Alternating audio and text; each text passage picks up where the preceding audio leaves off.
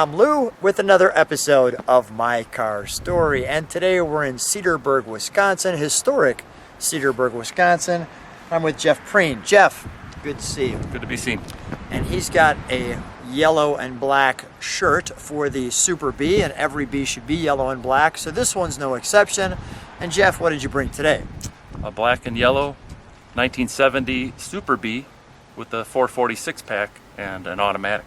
446 pack and the automatic. Now, let's let me start with your shirt. There we go, right there. Nice. Might be dirty. No, it's fine. And this one's in restoration mode. We're probably about 95% done. And tell me how you achieved this one. First of all, when did you buy it? This is relatively newer.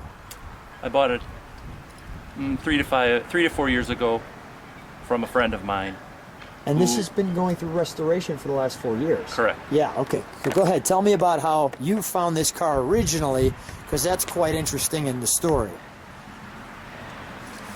So a friend had the car way back in the 80s, and in 85 I had a slight interest in the car, but wasn't available at the time or beyond my grasp.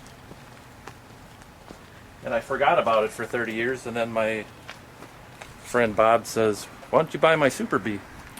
And I forgot all about it. And So he aided in the paint and body and some restoration work. So it took about 3-4 years here. And I'm still putting things on and tweaking. so why this car out of all the cars in the world? Well, back in 85 I did buy a 70 Coronet RT, which had a 440 pistol grip 4-speed. And that car grew on me. And I tracked the car down, but I'm unable to talk the current owner out of it, so I decided to take this project on. Did it originally come with hood pins? Yeah. Now, one thing that, you know what, I'm going to briefly show the front. We'll have you turn it around and show that in a second. But I want to say one thing about the Super B, and again, I'll show the front in a second. We're going to go to the trunk treats because it's in the light. But one of the design cues of the B was these wings. And you see that through the car in the wing-like taillights, as well as the wing front grille. So let's take a look in the this one. You can see where your friend Bob had this sitting around for a while. So we're going to sequentially, we got the trunk spare, we're still working on that, but this car was about, what year are we talking about here?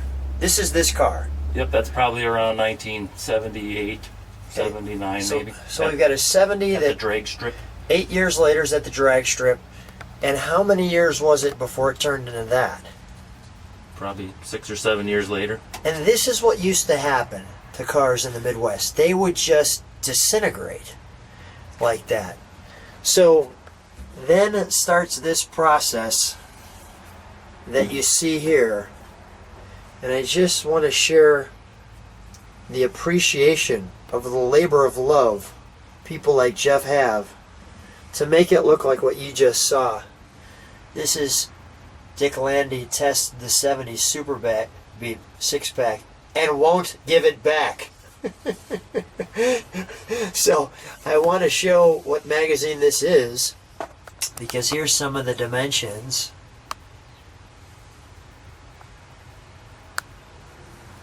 Of the car, and I'll go slow enough so you can pause that.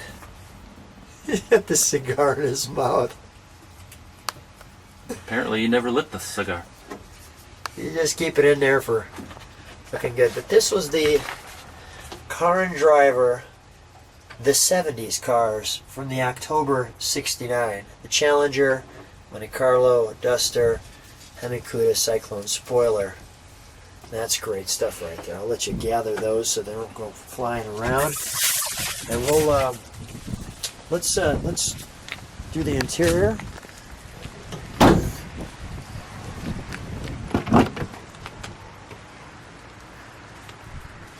Now you were sharing that I was the first person to sit in the refurbished passenger seat. So that's how fresh this restoration is. Yeah, we made the appointment and I was putting the interior in it last night at 10 o'clock. That's truly car guys. We are so dedicated that we drive a couple hours one way to video this car.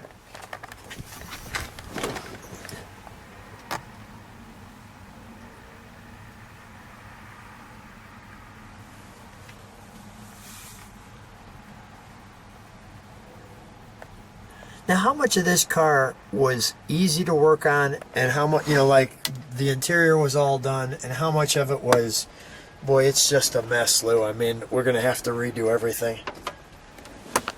It's always a mess. It was always a mess. I'm sure there's people that restore many cars and get good at it after a number of times. This is maybe my third car I've put together, and you learn a lot of things down the road and learn what to spend money on and what to not spend money on. And that's the beauty of it. Let the restoration drag out for a few years. So yeah, it's right. Not so expensive all at one time. But Not soaks you. And you've got some older boys. They respect that. All right, let's have you jump in. Let's have you turn it around and bring those B-wings straight at me so we can see under the hood. I think the light's just correct for that.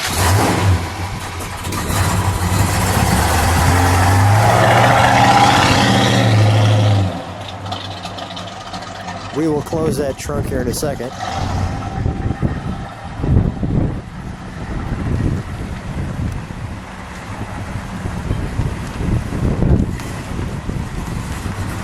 And there's those big B-wing and bumper front end.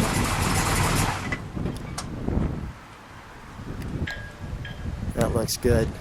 Jeff, I want to make sure we close the trunk, but make sure you do that, please. I think that is one of the better logos.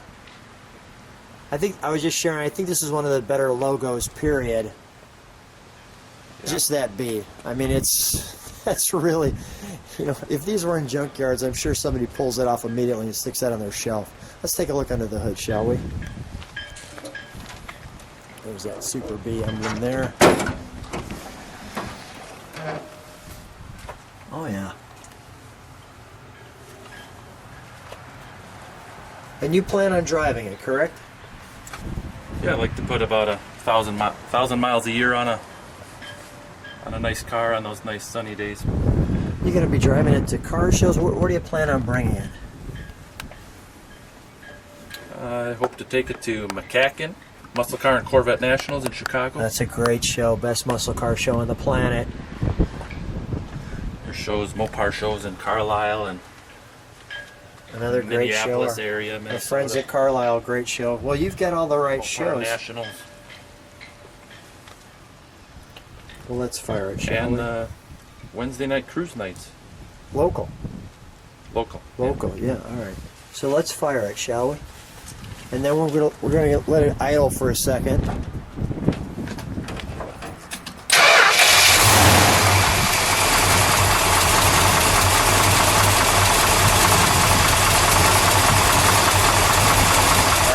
Shaking the camera.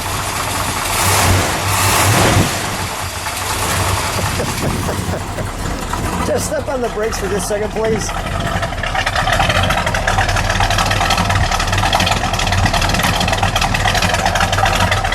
Oh, listen to this B rumble.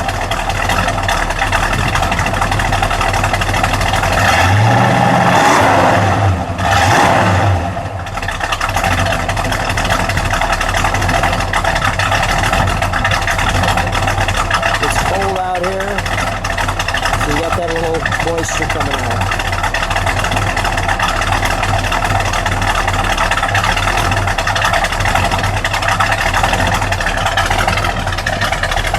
You keep it rolling. Let's shut that hood and let's take her for a ride, shall we? Love to. All right. So we're here in the drive with Jeff taking the Super Bee out, and of course we're going to, Jeff, as you know, always keep the legal speed limit in mind. We never go over that in any of my car story videos. But here's the Super Bee hood, which just looks wonderful, as you can see. And we're going to a 446 barrel.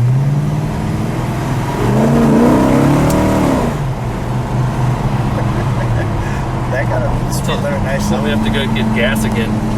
Now we have to get gas again. Right. That was good. Miles per smile. Yeah, gallons per mile. Yeah. That's great. Somebody asked, how's your car like gas? You said great and loves it. Very thirsty. So now you mentioned that you didn't necessarily like this hood at first. You weren't sure you liked this car at first, but tell me how it's grown on you. Some will say the front end is a love it or hate it. At first I hated it, but now it's one of the most impressive looks on the front end of an old classic car. And hood option, you could have the twin scoops. I thought that looked cool. Yeah, very cool. But this hood has grown on me as you look out the windshield at it.